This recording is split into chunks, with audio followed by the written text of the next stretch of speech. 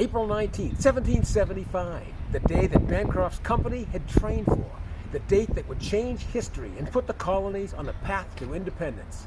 Sometime in the early morning, Martin Herrick arrived in Lynn End with word directly from Paul Revere that the regulars were on the march to Concord to confiscate or destroy the arms and ammunition stored there. Legend has it that he rode to Gowling's Tavern, just down the street from Captain Bancroft's house. With this warning, 16-year-old Benjamin Adams beat his drum to call out the militia. As each member heard the drumbeat, he passed on the alarm to the next house, which in turn was passed to the next, and the next, until the entire company knew what was afoot. They all gathered at Gowling's to wait for instructions from their captain. Daniel Townsend, who lived in the corner of Summer and Walnut Streets, came. Thomas Hadley, whose house was across from what is today Pillings Pond, arrived. 10 men, all staying at another house on the edges of Stone's Meadow, marched down the center together. Andrew Mansfield, who lived on the Danvers Road, today Lynnfield Street, Peabody, made the trip. His 11-year-old son hitched the horses to a wagon and brought them there from their farm. With Bancroft's North Parish militia assembled, they headed out. We don't know for sure what route they took, but they probably headed through what is now Wakefield and Melrose to Malden. Meanwhile, the other Lynn companies, as well as 7 companies from Danvers, came through Saugus along Boston Street, turned at Black Ann's Corner, and headed to Malden, where they met up. There, they received further instructions to head toward Menotomy, Arlington today, to meet the British troops on their retreat to Boston. They arrived after Lord Percy's reinforcements from Boston had marched through toward Lexington, but before the troops returned on their way back to Boston.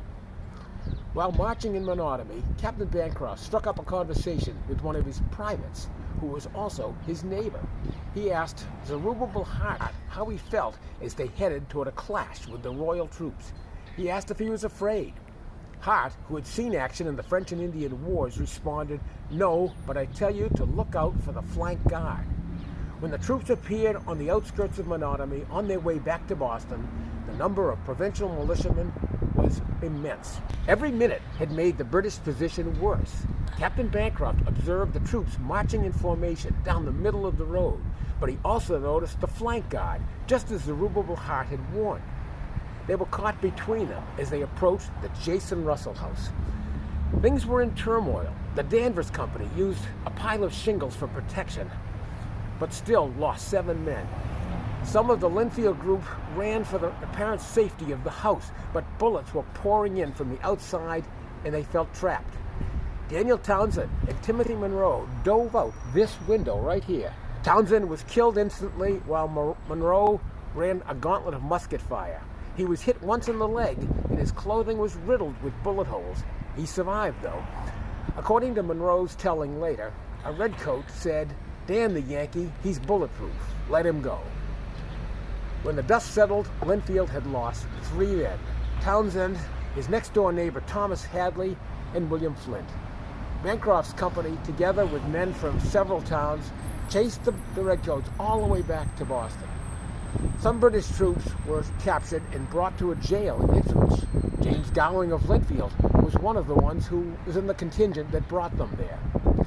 Later in the day, Thomas Townsend brought the body of his brother Daniel back to Lynn End, where he was buried in the old burial ground on South Common Street.